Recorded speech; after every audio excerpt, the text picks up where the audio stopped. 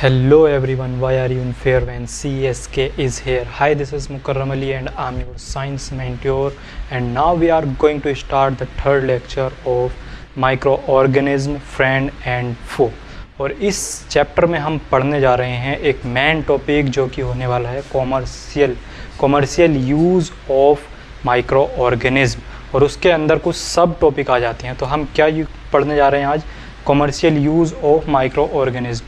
Commercial use हम पढ़ने जा रहे हैं किसके? माइक्रो ऑर्गेनिज्म के पढ़ने जा रहे हैं। उसके अंदर क्या क्या सब टॉपिक आ जाते हैं, इसमें हम क्या क्या पढ़ेंगे? यूज़ इन एल्कोहल, एल्कोहल बनाने में हम माइक्रो ऑर्गेनिज्म का कैसे यूज़ करते हैं ये हम पढ़ेंगे। सेकंड हम पढ़ेंगे मेडिसिन बनाने में हम माइक्रो ऑर्गेनिज्म का कैसे यूज़ करते हैं ये हम पढ़ेंगे। इसके अंदर एक मेन टॉपिक है एंटीबायोटिक एक मेन टॉपिक है, इसको हम पढ़ेंगे।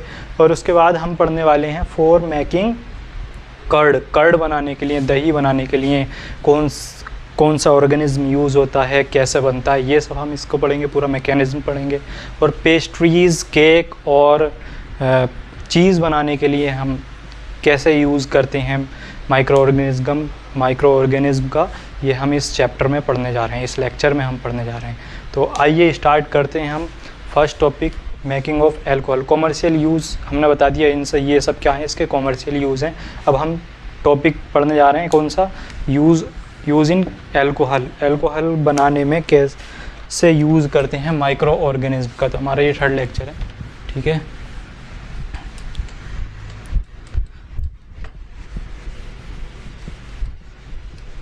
तो हम टॉपिक डाल लेंगे, टॉपिक का नाम use in alcohol. Use in alcohol.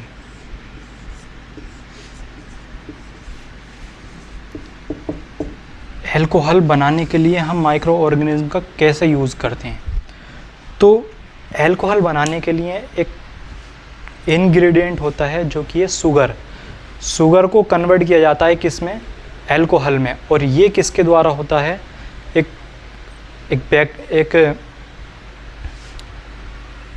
Micro organism के द्वारा ये जो है कन्वर्ट किया जाता है, और एक प्रोसेस इसमें यूज़ होता है जिसका नाम है फर्मेंटेशन। तो हम बात करें अगर एल्कोहल बनाने की, तो सिंपल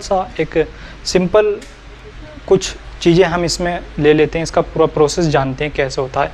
सपोज़ आप लीजिए 500 ml का एक बीकर लीजिए, और उसमें जो है कुछ थर्ड बाई फोर्थ, मतलब जैसे हमने ये बीकर लिया, हमने इसमें इतना पानी भर दिया, वाटर भर दिया। इसमें क्या करेंगे? हम इसमें वाटर ऐड करेंगे। इसका ये 3/4 पार्ट इसका जो है हम वाटर से ऐड कर देंगे। और इसके बाद क्या करेंगे? डिज़ोल्व करेंगे इसमें 2 या 3 टीस्पून शुगर यूज़ करेंगे। इसमें शुगर हम यूज़ कर रहे हैं, 2 से 3 टीस्पून हम इसके अंदर शुगर ऐड कर रहे हैं, ठीक है।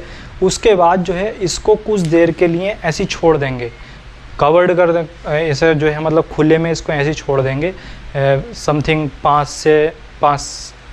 से 5 घंटे इसको हम छोड़ देंगे। अब जब आप 4 से 5 घंटे बाद आप जब इसको देखेंगे, आपने क्या करा था? इसमें वाटर किया तो वाटर था, और वाटर में शुगर ऐड की थी। जब आप इसको देखेंगे 4 से 5 घंटे बाद, तो इसके अंदर आपको एक अजीब सी स्मेल आएगी। वो स्मेल क्या आएगी है? वो स्मेल ही बताती है कि ये शुगर में कन्वर्ट हो चुका है। और इसी प्रोसेस को हम कहते हैं, ये जो प्रोसेस है, इसी प्रोसेस को हम क्या कहते हैं? फर्मेंटेशन। क्या कहते हैं इसको? फर्मेंटेशन कहते हैं। और इस प्रोसेस को हम अलग से पढ़ेंगे अभी, ठीक है। तो क्या कहते हैं इसको? फर्मेंटेशन।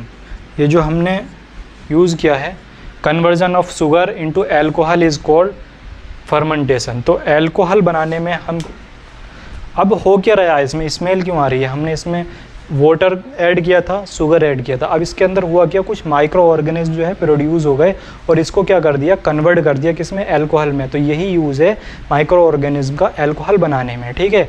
तो अब हम हम जान चुके हैं अल्कोहल कैसे बनता है, कैसे हम माइक्रो ऑर्गेनिज्म का यूज़ करते हैं। अब हम लिख लेते हैं फर्मेंटेशन क्या होता है, ठीक है। तो ये मेन टॉपिक है, अल्कोहल बनाने के लिए यूज़ होता है माइक्रो ऑर्गेनिज्म का, ये तो ठीक है। लेकिन इसमें हम इसको क्यों पढ़ रहे हैं, हमसे पूछा जाएगा किसके थ्रू होता है। तो किसके थ्रू होता है, फर्मेंटेशन के थ्रू जो होता है, बाई फर्मेंटेशन के थ्रू जो शुगर है वो अल्कोहल में कन्वर्ट होती है, ठीक है। तो यही से क्वेश्चन पूछा जाता है, कई बार पूछा भी जा चुका है ये। तो इसके बारे में हम इसको पढ़ेंगे अभी, ठीक है। तो अब हम बात करते हैं फर्मेंटेशन की। प्रोसेस हमने पढ़ लिया ये।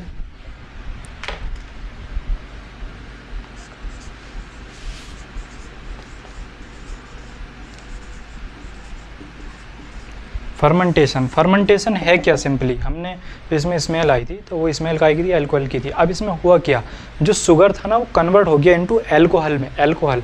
और ये किसके कारण हुआ, एक खास प्रकार का माइक्रो ऑर्गेनिज्म है जिसका नाम है ईस्ट, ये उसके कारण हुआ है, ठीक है। तो हम इसको, ये एक प्रोसेस है, तो हम इसको ऐसे लिख लेंगे, the process of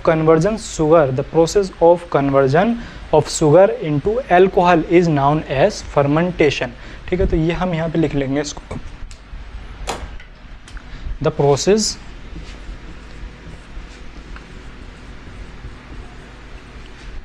of conversion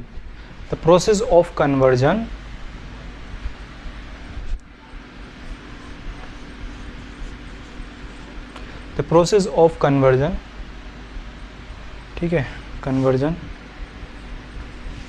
of sugar,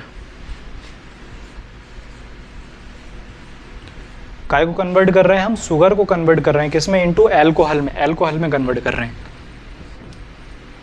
into alcohol.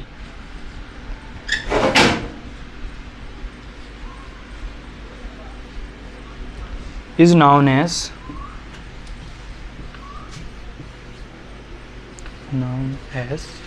Fermentation.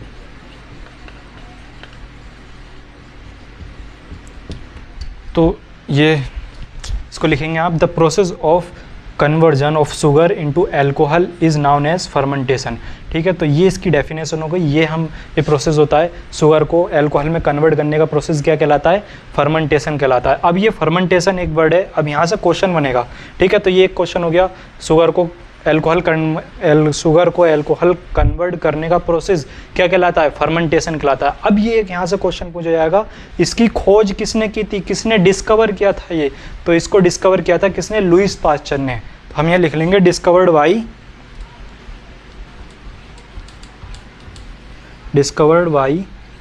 Lewis pasture. किसने किया था, लुईस पास्चर ने, किसने किया था, लुईस पास्चर ने,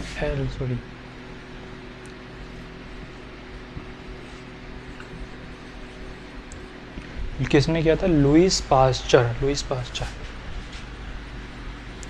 कब किया था ये, 1857। अच्छा यहाँ पे लिख लेते हैं, इन 1857, ठीक है, इन 1857। तो देखो यहाँ से 3 क्वेश्चन मेन बनाए जा सकते हैं, और कई बार ये क्वेश्चन जो है पूछे भी जा चुके हैं। फर्मेंटेशन क्या होता है, conversion of sugar into alcohol, ये क्वेश्चन पूछा जाता है, क्या होता है फर्मेंटेशन ऑफ शुगर होता है। तो ये कई बार ये क्वेश्चन पूछा जा चुका है। किसने इसको डिस्कवर्ड किया था, तो लुईस पास्चर ने इसको क्या किया था, डिस्कवर किया था। और कब किया था, 1857 में इसको डिस्कवर्ड किया था, ठीक है। तो ये क्वेश्चन कई बार पूछा जा चुका है, एएमयू में, जेएमयू वगैरह सब। कोई इंट्रेंस ऐसा नहीं होगा, मैं मानता हूँ, बाकी एएमयू जामिया में तो पूछा जा चुका है, जो कि 8 क्लास के बेसिस पे हो और ये ना पूछा जाए, हो ही नहीं सकता है सर, ठीक है। तो अब हम फर्मेंटेशन पढ़ लिया, अल्कोहल में इसका यूज़ पढ़ लिया। अब हम नेक्स्ट पढ़ेंगे क्या, मेडिसिन में हम कैसे यूज़ करते हैं इसका। तो medicinal use of micro organism हम नेक्स्ट टॉपिक पढ़ने जा रहे हैं। ये आप नोट करेंगे, इसको मैं काउंट कर रहा हूँ 3 तक, 1 2 3। आई होप आप सब ने इसको नोट कर लिया होगा, लिख लिया होगा, ठीक है। फर्मेंटेशन हमने पढ़ लिया। अब हम पढ़ने जा रहे हैं medicinal use of micro organism. इसके अंदर हम मेडिसिनल यूज़ है, उसके बाद हम एंटीबायोटिक पढ़ेंगे, बहुत मज़ेदार टॉपिक है एंटीबायोटिक। क्या पढ़ने जा रहे हैं हम? Medicinal use of micro. तो पहले मैं इसको समझा देता हूँ। तो medicinal use of micro organism, micro organism का मेडिसिन में यूज़ क्या कहलाता है? Medicinal use of micro organism. अब कैसे होता है? एंटीबायोटिक टैबलेट होती हैं, कैप्सूल होते हैं, इंजेक्शन होता है सच एज पेनिसिलम। तो ये सब काय से बनते हैं? ये सब माइक्रो ऑर्गेनिज्म से बनते हैं। होता क्या है क्या? तो ये जो मेडिसिन सोर्स है ना, ये एक माइक्रो ऑर्गेनिज्म है और करता क्या? ये किल करता है और स्टॉप करता है और the growth of disease causing micro organism. ये क्या करता है? किल मार देता है। माइक्रो ऑर्गेनिज्म से बनना है और कर क्या रहा है? माइक्रो ऑर्गेनिज्म से ही बन रहा है। और हमारी बॉडी के अंदर जाके जो हमारे अंदर डिसीज कॉजिंग बैक्टीरिया है, वायरस वगैरह हैं, उनको क्या कर रहा है? मार भी दे रहा है और उनकी ग्रोथ को क्या कर रहा है? स्टॉप कर देता है। इसी को क्या कहते हैं? एंटीबायोटिक कहते हैं। तो हम इसको लिखेंगे ये, ठीक है। और बहुत सारी चीज़ें अभी हम इसमें पढ़ने जा रहे हैं। एंटीबायोटिक किसने पहली बार डिस्कवर की, कहाँ हमें एंटीबायोटिक यूज़ करना चाहिए, कहाँ नहीं करना चाहिए, ये सब अभी हम इसमें पढ़ेंगे। तो हम लिख लेते हैं medicinal use of micro organism.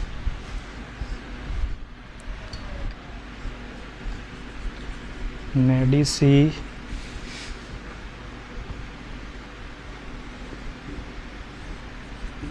Use of micro organism है, ठीक है, समझ जाना। तो माइक्रो ऑर्गेनिज्म का किस किस में होता है? जैसे हमारी क्या हो गई? एंटीबायोटिक टैबलेट हो गई, ठीक है, कैप्सूल हो गए और इंजेक्शन हो गए। तो ये सब क्या है? मेडिसिन है। इसके अंदर किसका यूज़ हो रहा है? माइक्रो ऑर्गेनिज्म का यूज़ हो रहा है। और यही क्या कहलाता है? माइक्रो ऑर्गेनिज्म का मेडिसिन में यूज़ करना कहलाता है। तो हम एग्जाम्पल लिख लेंगे।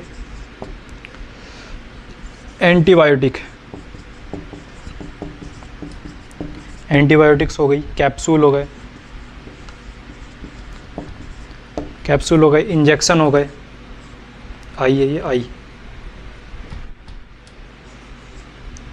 क्या हो गए? इंजेक्शन हो गए, ठीक है।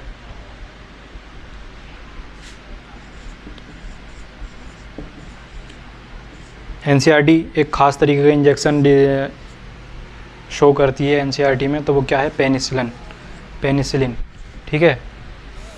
ये एंटीबायोटिक इंजेक्शन है, ठीक है। तो ये सब क्या है? इसका मेडिसिनल यूज़ है ऑफ माइक्रो ऑर्गेनिज्म का मेडिसिनल यूज़ है ये, ठीक है। तो ये इसके एग्जाम्पल हो गए। अब हम एक खास प्रकार की एंटीबायोटिक है उसको हम यहाँ पढ़ते हैं। तो क्या खास प्रकार की क्या है? एंटीबायोटिक है। मेडिसिन एक खास प्रकार की मेडिसिन है, वो क्या है? एंटीबायोटिक। तो हम इसको पढ़ेंगे, ठीक है। अब एंटीबायोटिक समझेंगे, एंटीबायोटिक होता क्या है, ठीक है। एंटीबायोटिक समझेंगे क्या होता है। आप ग्रुप कह सकते हैं, ये मेडिसिन का एक ग्रुप है, ठीक है। तो एंटीबायोटिक वो मेडिसिन है जो कि माइक्रो और अदर माइक्रो ऑर्गेनिज्म को जो डिसीज़ कोज करते हैं उनको मार देती है या उनकी ग्रोथ को स्टॉप कर देती है। उस मेडिसिन को हम क्या कहते हैं? एंटीबायोटिक्स कहते हैं। और इसके अंदर कौन कौन सी मेडिसिन आ जाती हैं, कौन कौन सी एंटीबायोटिक हैं, वो हम नाम जानेंगे। स्ट्रेप्टोमाइसिन एक एंटीबायोटिक है, टेट्रासाइक्लिन एक एंटीबायोटिक है, एंड एरिथ्रोमाइसिन एक एंटीबायोटिक है। ये कॉमन एंटीबायोटिक हैं। बनी काय से होती हैं? ये बैक्टीरिया और फंजाई से ये बनी हुई होती हैं, ठीक है। और एक और एंटीबायोटिक है पेनिसिलिन के बारे में अभी और अच्छे से हम पढ़ेंगे, ठीक है। तो हम इसको लिख लेते हैं, द मेडिसिन विच किल और stop the growth of disease causing micro organism is called antibiotics, ठीक है। एग्जाम्पल क्या है? स्ट्रेप्टोमाइसिन आ गई, और जी टेट्रासाइक्लिन आ गई, और एरिथ्रोमाइसिन आ गई, ठीक है। काय से बनी होती हैं? ये कॉमन एग्जाम्पल है एंटीबायोटिक के। काय से बनी होती हैं? ये बैक्टीरिया और फंजाई से बनी होती है। तो हम ये लिख लेंगे इसका, the medicine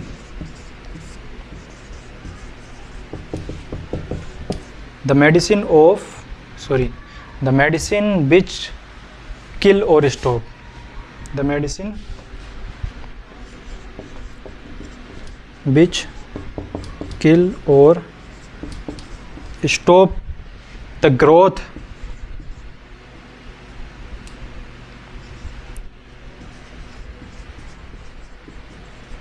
growth of disease causing,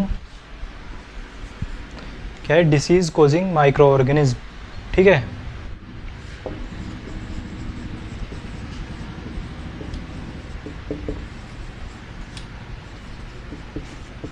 micro organism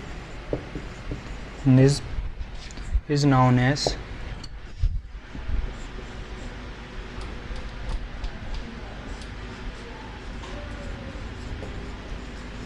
antibiotic, antibiotic,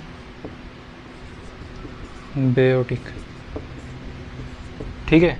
तो वो मेडिसिन जो मार देती है और स्टॉप कर देती है, ग्रोथ को स्टॉप कर देती है डिसीज़ कोजिंग माइक्रो ऑर्गेनिज्म की, वही क्या कहलाती है, एंटीबायोटिक्स कहलाती है। ये लिख लीजिए, मैं फिर इसके एग्जाम्पल बताता हूँ आपको, आई होप लिख लिया होगा आपने। अब हम इसके क्या करते हैं, एग्जाम्पल लिखते हैं, टॉपिक है ये, ठीक है।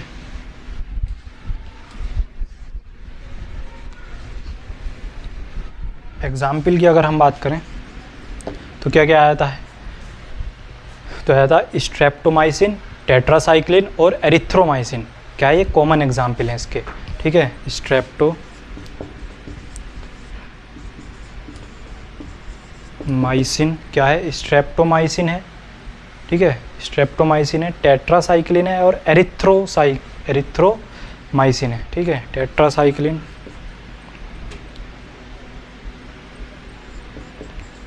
टेट्रासाइक्लिन, टेट्रासाइक्लिन हो गई। और तीसरा एग्जाम्पल क्या हो गया, स्ट्रेप्टोमाइसिन, टेट्रासाइक्लिन और एरिथ्रोमाइसिन, क्या है, एरिथ्रोमाइसिन।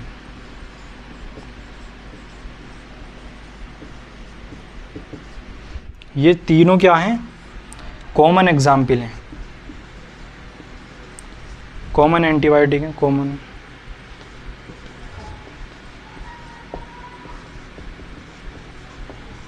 बायोटिक्स हैं। बनी कैसे होती हैं, ये बनी होती हैं किससे, फंजाई और बैक्टीरिया से। तो हम कह सकते हैं made by bacteria and fungi, आप इसको भी लिख लेंगे। तो ये क्या हो गया, एंटीबायोटिक के कॉमन एग्जाम्पल हो गए। तो आप यहाँ से क्वेश्चन बन जाता है कि 4 ऑप्शन दे देगा, आपको बताओ इसमें से कौन सा एंटीबायोटिक है और कौन सा एंटीबायोटिक नहीं है। तो अगर आपको इन तीनों में से कोई एक दिख जाता है तो वो एंटीबायोटिक है, और नहीं दिखता है तो वो एंटीबायोटिक नहीं है। मोस्टली अदर भी होते हैं एंटीबायोटिक्स, लेकिन NCERT इन्हीं को मेंशन करती है, तो इसलिए क्वेश्चन भी मोस्ट प्रोबेबली यहीं से ही बनेगा, ठीक है।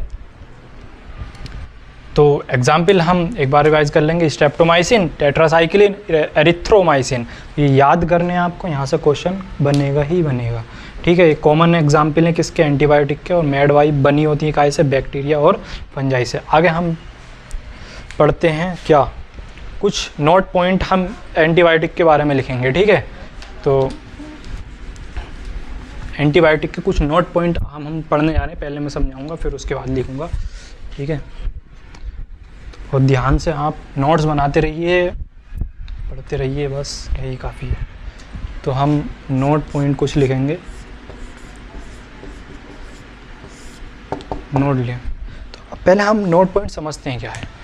पहला नोट पॉइंट क्या है, the antibiotic are manufactured by growing specific micro organism and are use to cure a variety of disease. समझिए क्या है, जो एंटीबायोटिक है ना, बन रही है काय से, growing of specific micro organism, एक खास तरीके का माइक्रो ऑर्गेनिज्म है, उससे बन रही है। और क्या कर रही है, यूज़ किया जा रहा है इसका, cure a variety of disease, बहुत सारी डिसीज़ की वैरायटी को क्योर करने के लिए, सही करने के लिए इसका हम यूज़ कर रहे हैं। तो एक पॉइंट हो गया हमारा क्या, antibiotic are manufactured by growing specific micro organism and are use to cure a variety of disease, ठीक है। नेक्स्ट पॉइंट समझते हैं क्या होगा, ये एक पॉइंट हो गया। तो इसको लिख लेते हैं बाद में ऐसे एक पॉइंट करके।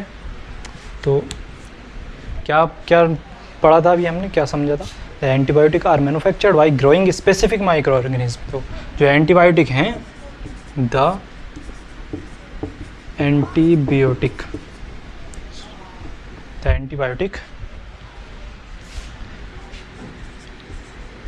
आर मैन्युफैक्चर्ड, क्या है, manufactured,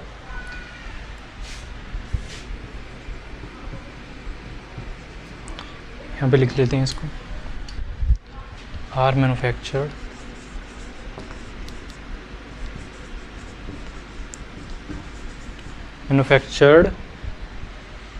are manufactured by growing specific microorganism, by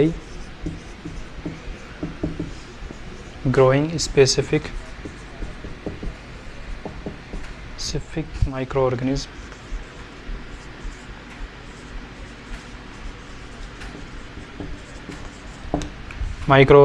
and are cure and are used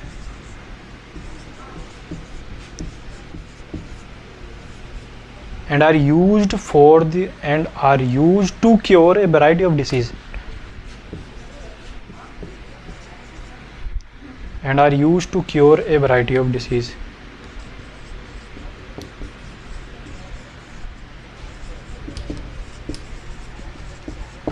ठीक है। ये हमारा पहला पॉइंट हो गया। हम दूसरा पॉइंट लिखेंगे यहाँ पे, पहले इसको समझ लेते हैं। तो antibiotic are manufactured by a growing specific micro organism and are used to cure a variety of disease. एक खास तरीके के ऑर्गेनिज्म से ये एंटीबायोटिक बनती है और बहुत सारी डिसीज़ की वैरायटी को क्योर करने के लिए, सही करने के लिए इसका क्या होता है, यूज़ होता है। ठीक है, अब सेकंड पॉइंट लिखेंगे हम, antibiotic are even mixed with the feed of livestock and poultry to check microbial infection in animal. क्या होता है समझिए, जो एंटीबायोटिक है ना, ये इसको जो एनिमल होते हैं उनके खाने में मिक्स कर दिया जाता है। किस लिए? कि उनके अंदर हम ये जान सकें कोई माइक्रोबियल इन्फेक्शन है कि नहीं है। ठीक है, तो इसको भी हम लिख लेंगे, the antibiotic are even mixed with the antibiotics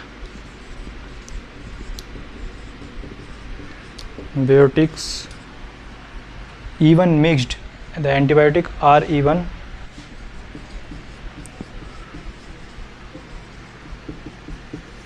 mixed with the antibiotic are even mixed with the feed of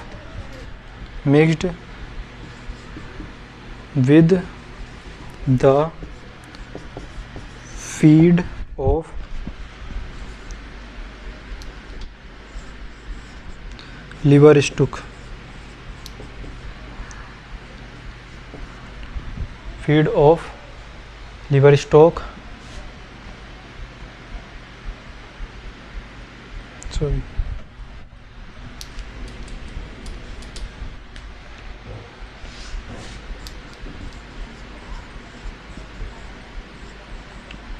liver stock and poultry and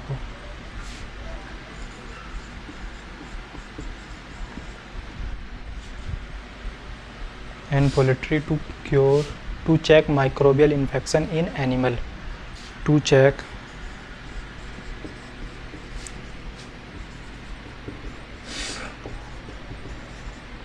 infection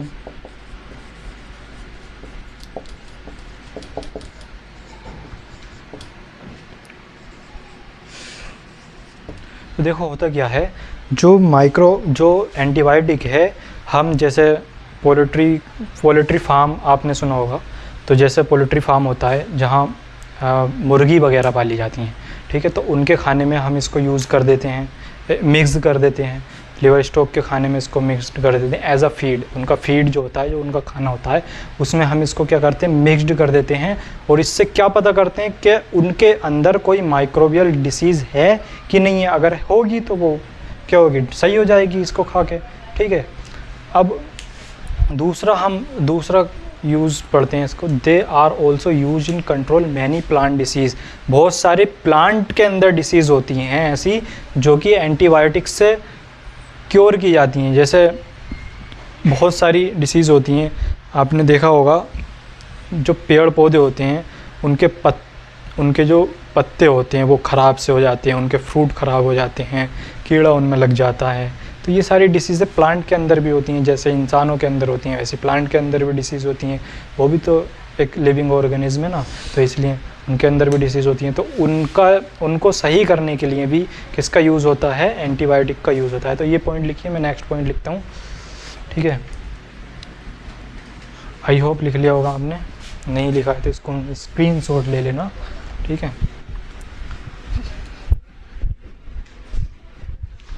थोड़ा लंबा टॉपिक हो गया है ये एंटीबायोटिक, बट इससे क्वेश्चन भी बनता है।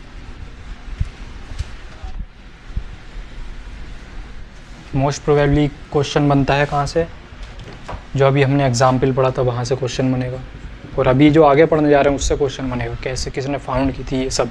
तो क्या हमने अभी पढ़ा था, they are also used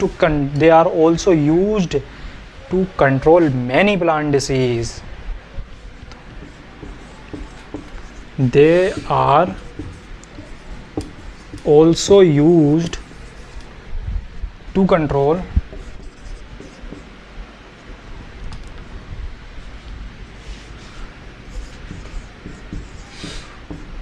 They are also used to control many plant disease.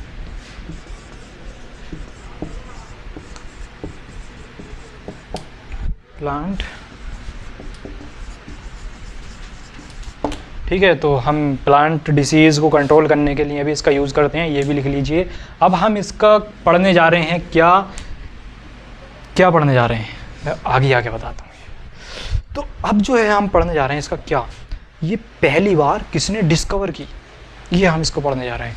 तो पहली बार एंटीबायोटिक किसने डिस्कवर की, तो फर्स्ट एंटीबायोटिक जो डिस्कवर की किसने, अलेक्जेंडर फ्लेमिंग ने डिस्कवर की। कब डिस्कवर की थी ये, 1929 में की थी। और ये एक एक्सीडेंटल डिस्कवर हुई थी, मतलब डिस्कवर तो वो कुछ और करना चाह रहे थे, कुछ और जानना चाह रहे थे, लेकिन अचानक से जो है ना ये डिस्कवर हो गई। वो कैसे हुई वो बताता हूँ मैं। जो अलेक्जेंडर फ्लेमिंग थे ना, वो वर्क कर रहे थे किस पे, culture of disease causing bacteria, bacteria की किसी डिसीज़ पे जो थे ये वर्क कर रहे थे। तो अचानक ये क्या देखते हैं, ये छोड़ के कहीं चले जाते हैं, मतलब जो NCERT है वो कहती है अचानक देखते हैं। और अगर हम गूगल पे देखें तो ये देखते हैं कि मतलब ये हॉलीडे पे जाते हैं, जब वापस आते हैं तो कुछ जो उनका कल्चर प्लेट थी जिस पे उन्होंने ये सब जिस पे वर्क कर रहे थे ये, उस पे क्या फाउंड करते हैं, ये spores of a little mould हमने पढ़े थे काय में, हमने जाने थे ये ब्रेड पे मोल्ड, जो ब्रेड पे उगाते हैं ना फंजाई वगैरह जो उगाते हैं उनको मोल्ड बोला था हमने। तो इस तरीके के मोल्ड जो थे ना, इनकी जो कल्चर प्लेट थी उस पे उगाए थे ये, उस पे जो है इन्होंने क्या किए, फाउंड किए अचानक से, ठीक है। और क्या पाया इन्होंने, मतलब फाउंड ये वो तो ठीक है, अचानक से कहीं भी जब हम किसी खाने को या मतलब ऐसी कोई खाने की चीज़ होती है, कोई भी चीज़ होती है, हम बहुत लंबे समय के टाइम पे एक दो दिन के बाद हम उसे ऐसे खुले में छोड़ देते हैं तो उस पर मतलब स्पोर्स वगैरह ये आ ही जाते हैं, फंजाई वगैरह आ ही जाता है। लेकिन आ ही जाता है वो तो नॉर्मल सी बात है, ठीक है। लेकिन जो अलेक्जेंडर फ्लेमिंग थे वो तो हम तुम लोगों की तरह नहीं थे ना, उन्होंने क्या किया, इसको ऑब्जर्व किया हो क्या रहा है यहाँ पे। तो उन्होंने पाया जहाँ जहाँ ये स्पोर्स है ना, जहाँ स्पोर्स है वहाँ बैक्टीरिया की ग्रोथ ना है। The presence of mould prevent the growth of bacteria. जो प्रेजेंस थी इनकी, मोल्ड की प्रेजेंस थी, ये क्या कर रही थी, प्रिवेंट कर रही थी किसको, बैक्टीरिया की ग्रोथ को। मतलब किल मैनी ऑफ दीज बैक्टीरिया, जो बैक्टीरिया वो यूज़ कर रहे थे वर्क के लिए, उन सारे बैक्टीरिया को, मतलब उनमें से कुछ बैक्टीरिया को जहाँ जहाँ मोल्ड प्रोड्यूस हुआ वहाँ बैक्टीरिया को क्या कर दिया, मार दिया गया, ठीक है। तो इस तरीके से क्या हुई, एंटीबायोटिक की क्या हुई, खोज हुई, डिस्कवरी हुई, ठीक है। हम इसको लिखेंगे द डिस्कवरी ऑफ एंटीबायोटिक, ये हम इसमें पढ़ने जा रहे हैं, ठीक है। नोट पॉइंट हमने पढ़ लिए, एंटीबायोटिक होती क्या ये हमने पढ़ लिया, एग्जाम्पल हमने जान लिए। अब हम जानने जा रहे हैं discovery of antibiotic. Discovery of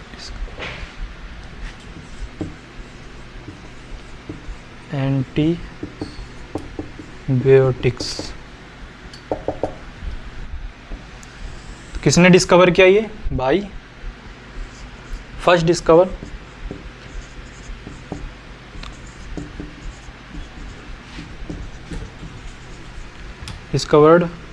by Alexander Fleming ने। किसने डिस्कवर किया? अलेक्जेंडर फ्लेमिंग ने पहली एंटीबायोटिक को डिस्कवर किया। कैसे कब डिस्कवर किया? 1929 में डिस्कवर किया। और ये एक एक्सीडेंटली डिस्कवरी थी, मतलब अचानक से हुई थी। ये वर्क तो कर रहे थे किस पे? Disease causing culture of disease causing bacteria पे ये क्या कर रहे थे? डिस्कवर कर रहे थे। लेकिन अचानक से इन्हें माउल्ड के स्पोर वहाँ नज़र आए और क्या पाया इन्होंने? जहाँ जहाँ माउल्ड के स्पोर्स हैं वहाँ वहाँ बैक्टीरिया नहीं है, और बैक्टीरिया को क्या कर दिया? इसने किल कर दिया। तो इसी तरीके से क्या हुआ? एंटीबायोटिक की डिस्कवरी हुई। ठीक है, तो यही हम जान रहे हैं। किसने की? अलेक्जेंडर फ्लेमिंग ने की। किसने की? किसने की? Alexander Fleming. पूरा नाम एक साथ लिखेंगे हम, महान आदमी हैं ये। ठीक है, डिस्कवर्ड बाई, यहाँ को लिख लेंगे हम, बाई अलेक्जेंडर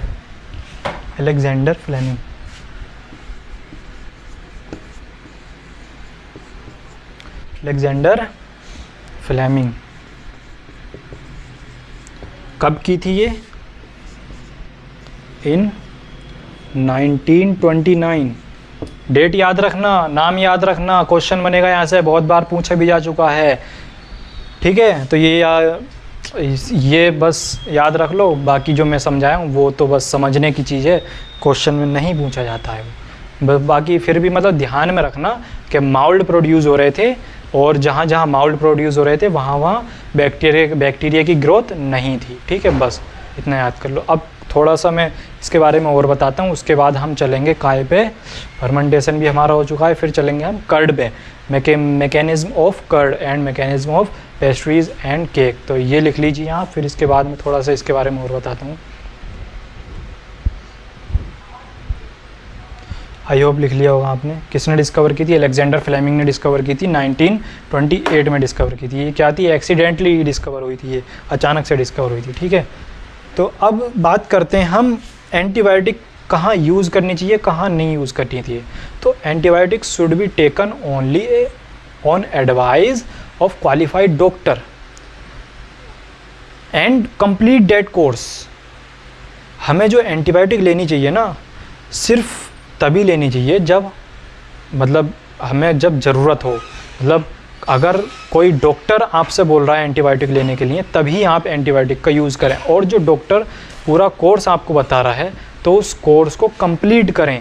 होता क्या है, जब हमें ज़रूरत नहीं होती है एंटीबायोटिक की, या हम एंटीबायोटिक का रॉन्ग डोज ले लेते हैं, मतलब जब हमें नीड नहीं थी या हमने रॉन्ग डोज लिया, तो ये होगा क्या? हमने ले तो लिया, ठीक है, हमें ज़रूरत भी नहीं थी, तो आगे होगा क्या? ये जब हमें इसकी ज़रूरत होगी ना, तो ये बहुत लेस इफ़ेक्ट करेगी। मतलब जब हमें ज़रूरत होगी तो हमारी डिजीज़ कोज होने में बहुत कम इफ़ेक्ट करेगी। व्हेन यू माइट नीड, जब आपको ज़रूरत होगी तो ये लेस इफ़ेक्ट करेगी। एंड और क्या करती है ये जब हमें ज़रूरत नहीं होती है? जो ये बहुत सारे जो बेनिफिशियल बैक्टीरिया हमारी बॉडी के अंदर प्रोड्यूस कर रहे होते हैं, जो मतलब हमारे बॉडी में फ़ायदेमंद होते हैं बैक्टीरिया, उनको क्या कर देती है? मार देती है। और एक एडवाइस मैं और आपको देना चाहूँगा एनसीईआरटी के थ्रू, ये कभी भी आपको कोल्ड या फ्लू हो जो कि वायरस से होता है, उस कंडीशन में आप कभी भी इसका यूज़ नहीं करें, क्योंकि ये इफ़ेक्टिव नहीं होती है कोल्ड और फ्लू के थ्रू। फ्लू के लिए ये एंटीबायोटिक जो है इफ़ेक्टिव नहीं होती है। ठीक है, तो ये वैसे चीज़ें लिखने की नहीं है और हम लिख भी नहीं रहे हैं इसको, बस आप जो है याद रखना। ठीक है, क्वेश्चन भी मुश्किल से यहाँ से बनेगा। ठीक है, अब हम जो आगे पढ़ने जा रहे हैं, हमने पढ़ लिया मेडिसिनल यूज़ हमारे यहाँ कंप्लीट हो गया। ठीक है, फर्मेंटेशन हम ऊपर पढ़ चुके हैं। ठीक है, अब हम पढ़ने जा रहे हैं मेकिंग ऑफ कर्ड। कर्ड कैसे बनता है, मतलब use of micro organism in making of curd. Micro organism का यूज़ देखने जा रहे हैं हम दूध दही को बनाने के लिए। ठीक है, और इसके बाद हम जानेंगे केक कैसे बनता है, पेस्ट्रीज़ कैसे बनती है और चीज़ कैसे बनता है। तो क्या पढ़ने जा रहे हैं, making of curd by micro organism.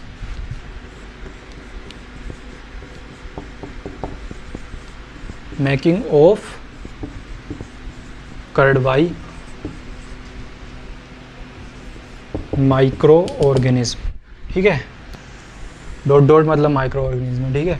तो अब होता क्या है, जो कर्ड होता है ना वो कैसे बनता है बताता हूँ। जैसे हमने क्या लिया, मिल्क लिया। अब मिल्क के अंदर आपने देखा होगा इनओकुलम, मतलब क्या होता है कि आपने देखा होगा जब दही हमें बनाना होता है तो हम उसके अंदर पहले से थोड़ा बहुत बचा हुआ दही, थोड़ा सा दही दूध के अंदर मिलाते हैं, तब जाके वो क्या करता है, दही बनता है। अब दही के अंदर होता क्या है, दही को बनाने के लिए एक खास प्रकार का माइक्रो ऑर्गेनिज्म यूज़ होता है जिसका नाम है लैक्टोबैसिलस। लैक्टोबैसिलस करता क्या है, ये एक एसिड प्रोड्यूस करता है जिसका नाम है लैक्टिक एसिड। लैक्टिक एसिड को ये प्रोड्यूस करता है और वो एसिड क्या करता है, मिल्क को कोगुलेट कर देता है, मिल्क को क्या कर देता है, जमा देता है, ठीक है, क्या कर देता है, जमा देता है। तो यही है बस इतना सा मैकेनिज्म है किसका, कर्ड का। तो हम क्या कर रहे हैं, मिल्क को कन्वर्ट कर रहे हैं किस में, कर्ड में। मिल्क को कन्वर्ट कर रहे हैं किस में, कर्ड में, दही में कन्वर्ट।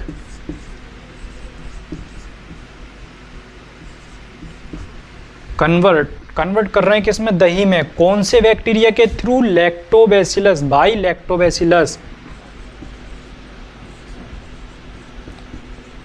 लैक्टोबैसिलस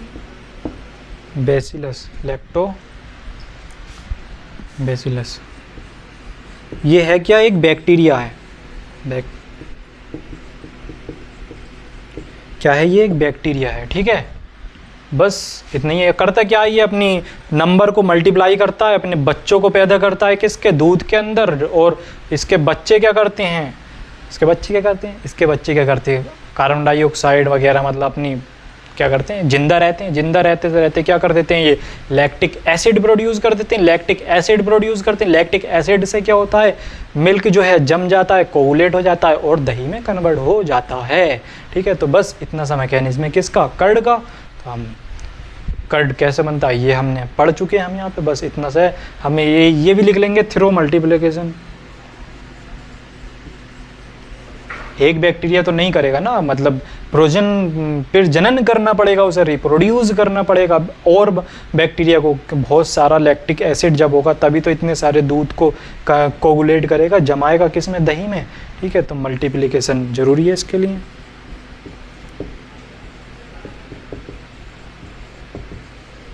ठीक है, तो इसको लिख लेंगे, बाकी मतलब डेफिनेशन लिखने की ज़रूरत नहीं है, बस इतनी है। अब इसका लैक्टोबैसिलस, इसका नाम याद रखें, यहाँ से क्वेश्चन बनेगा, बन भी चुके हैं कई सारे क्वेश्चन यहाँ से कई बार। कर्ड को बनाने के लिए किसका यूज़ किया जाता है, लैक्टोबैसिलस का यूज़ किया जाता है, मिल्क में ऐड कर दिया जाता है इसको, ये लैक्टिक एसिड प्रोड्यूस करता है और कोगुलेट कर देता है किसमें, कर्ड में, ठीक है। आई होप आपने लिख लिया होगा। मैं अब आगे चलता हूँ। आगे हम क्या पढ़ने वाले हैं बताता हूँ, अभी क्या पढ़ने वाले हैं। आगे हम पढ़ने वाले हैं क्या, पहले पूरा मैकेनिज्म समझाऊंगा मैं आपको, फिर उसके बाद लिखूंगा। और ये हमारा लास्ट टॉपिक होने वाला है, इसके आगे थोड़ी सी बातें और करेंगे बस, फिर जो है ख़त्म करेंगे लेक्चर को। तो हम पढ़ने जा रहे हैं हम क्या, making of bread, pastries and cakes. Bread कैसे बनता है, केक कैसे बनता है, पेस्ट्रीज कैसे बनती है, ये हम इसमें पढ़ने जा रहे हैं। तो टॉपिक का नाम लिख लें पहले, making of bread, pastries and cake by micro organism, ठीक है। मतलब यूज इन सब में काय का हो रहा है, माइक्रो ऑर्गेनिज्म का होता है। और माइक्रो ऑर्गेनिज्म चैप्टर ही हम क्या कर रहे हैं, पढ़ रहे हैं। ये रफ हो गया, कैसे हो गया रफ, गलत बात है, इसको लिख लेते हैं दोबारा। माइक्रो ऑर्गेनिज्म चल रहा था ना अभी तक, है ना, माइक्रो ऑर्गेनिज्म से पढ़ना था, हो गया होगा, ध्यान नहीं दिया मैंने इस पर, ठीक है।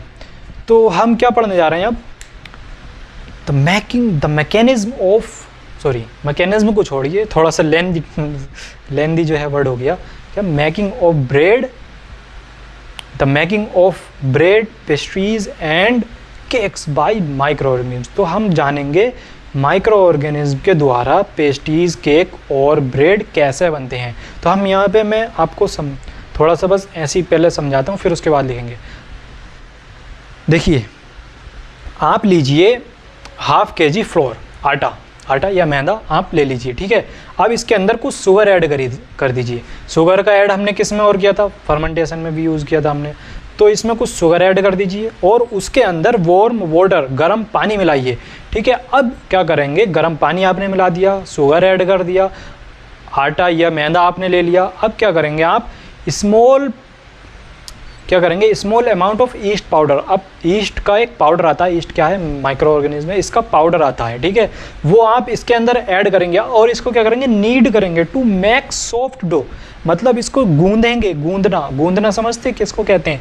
जैसे आपने देखा होगा रोटी बनते हुए आपने देखा होगा चपाती बनते हुए, तो पहले आटे को क्या किया जाता है, गूंदा जाता है, उसको सॉफ्ट किया जाता है। तो उसी तरीके से जो है आप इसको भी सॉफ्ट करेंगे। वाई नीड मतलब नीड नहीं, NEED वाला नीड नहीं, KNEED, नीड, ये गूंदना कहलाता है, ठीक है। तो गूंदेंगे किस और क्या करेंगे, इसको सॉफ्ट कर देंगे, इस आटे को कर देंगे सॉफ्ट कर देंगे, ठीक है।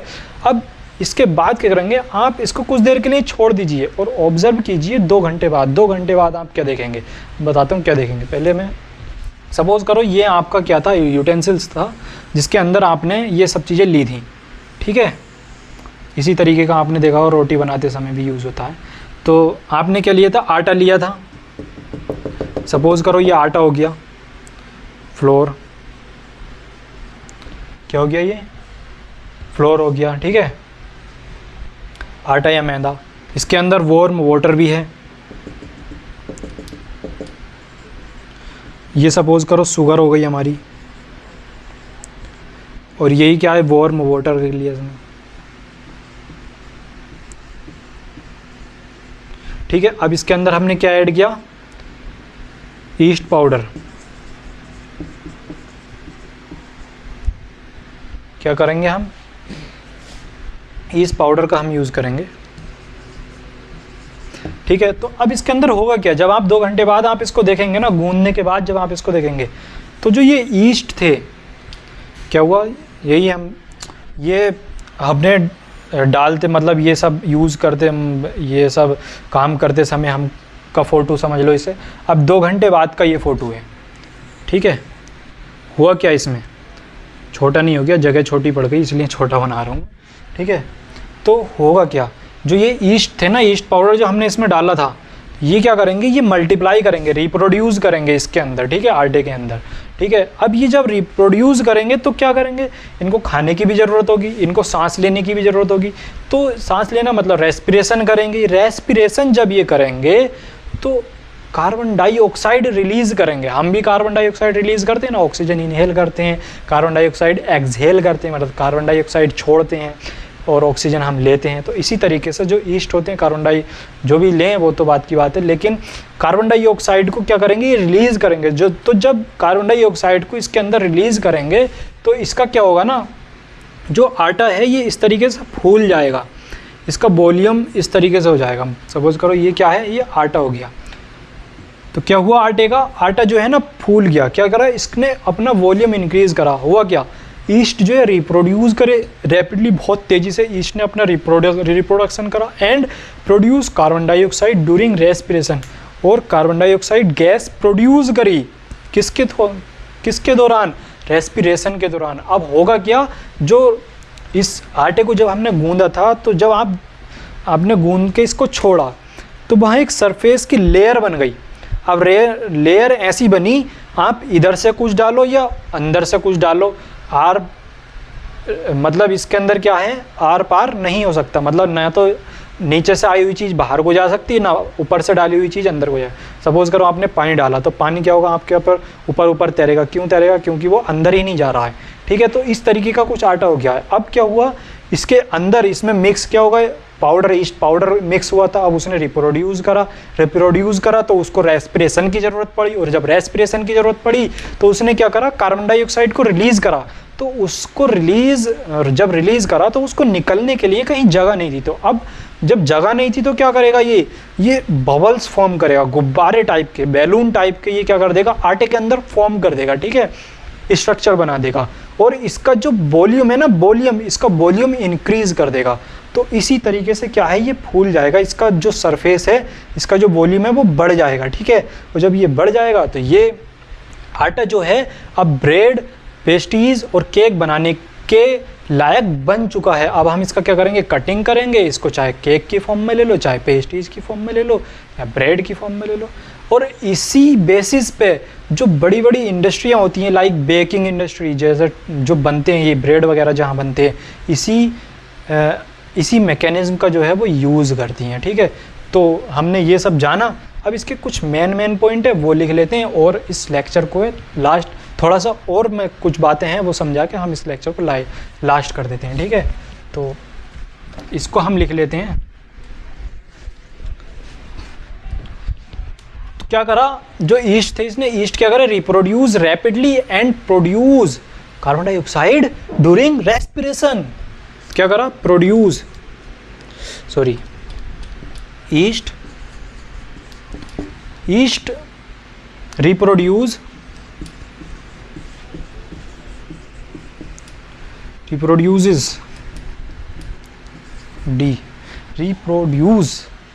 reproduces rapidly, क्या है, तो बहुत तेजी से इंक्रीज करा, ठीक है, rapidly, and produce या release and produce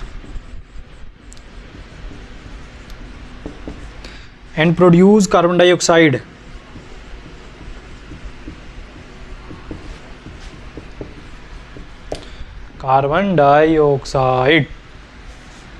ठीक है, कार्बन डाइऑक्साइड क्या, ड्यूरिंग रेस्पिरेशन।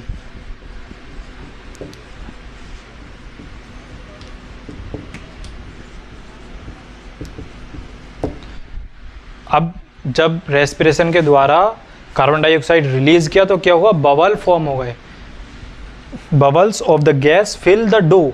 जो गैस थी, जो कार्बन डाइऑक्साइड थी, इसके बबल बने, और बबल ने क्या किया, जो डो था, आटा था, उसको क्या कर दिया, फिल कर दिया, ठीक है, एंड इंक्रीज द वॉल्यूम। तो हम ये लिख लेंगे,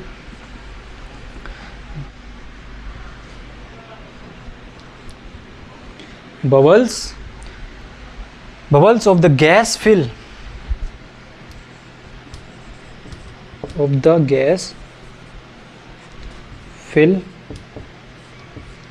fill the dough,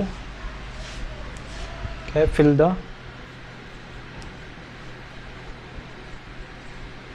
मतलब आटा, गूंदा हुआ आटा जो था उसको डो बोलते हैं, ठीक है। एंड इंक्रीज, एंड लाइन इसके नीचे लिख रहा हूं मैं, and increase volume, increase its volume,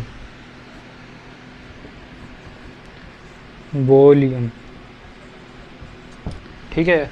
क्या करा इसने, इसके वॉल्यूम को क्या कर दिया, इंक्रीज कर दिया, ठीक है। बस इतनी सी बात है। अब इसी प्रोसेस का क्या करते हैं, जो बड़ी बड़ी बेकिंग इंडस्ट्रियाँ होती हैं वो इसी प्रोसेस को यूज़ करती हैं, और क्या करती हैं, पेस्ट्रीज बनाती हैं, केक बनाती हैं, और क्या, ब्रेड बनाती हैं, ठीक है।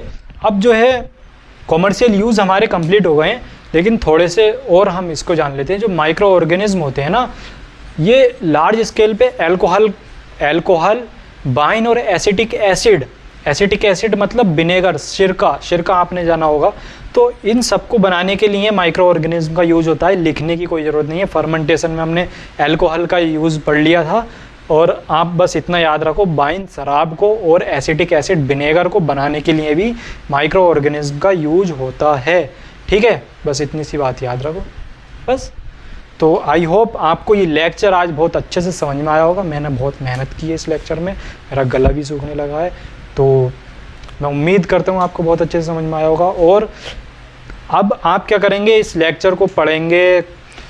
हाँ, एक इम्पोर्टेंट बात यह है कि मैं इसके हैंड रिटन नोट्स, वैसे तो आप इसे लिख ही रहे हैं, जो नहीं लिख पा रहे हैं, मैं handwritten notes, telegram channel है जिसका नाम है CSK इंस्टीट्यूट, उस पर हम इसको अपलोड कर देंगे विद लास्ट वीडियो, जब हमारी लास्ट वीडियो 2 या 3 लेक्चर हम इसमें और लेंगे, और उसके बाद जो है ये चैप्टर जो है ख़त्म हो जाएगा। जो लास्ट लेक्चर होगा उसके साथ साथ हम इसको जो है क्या करेंगे, इसके जो हैंड रिटन नोट्स हैं, मेरे द्वारा बनाए गए नोट्स हैं, मैंने खुद से बनाए हाथ से अपने, अभी बना रहा हूँ मैं, पुराने वाले नहीं, अभी वाले, ठीक है, वो मैं अपलोड कर दूँगा। और जो बच्चे, अब 3 लेक्चर हमारे हो गए हैं, जो बच्चे इच्छुक हों बाकी में पढ़ने के लिए, तो वो टेलीग्राम ग्रुप से जुड़ें, हमसे कांटेक्ट करें और बस पढ़ाई करें, और हम आपको लेक्चर देते रहेंगे, पूरा कंटेंट हम देंगे। हमें, आपके पास बुक नहीं है कोई बात नहीं, कोई प्रॉब्लम नहीं है, हम बुक भी अपलोड कर देंगे उस पर। क्वेश्चन लगाने के लिए कोई बुक नहीं है कोई बात नहीं, हम क्वेश्चन प्रैक्टिस के लिए क्वेश्चन भी अपलोड करेंगे, ठीक है, टेलीग्राम चैनल पे, ठीक है। बस आप पढ़ते जाइए, और ओके बाय, बस इतनी काफ़ी है। Okay bye, take care, tata, thanks, अल्लाह हाफिज़, सब कुछ, बस खुदा हाफिज़। तो वीडियो को लास्ट करते हैं, ठीक है।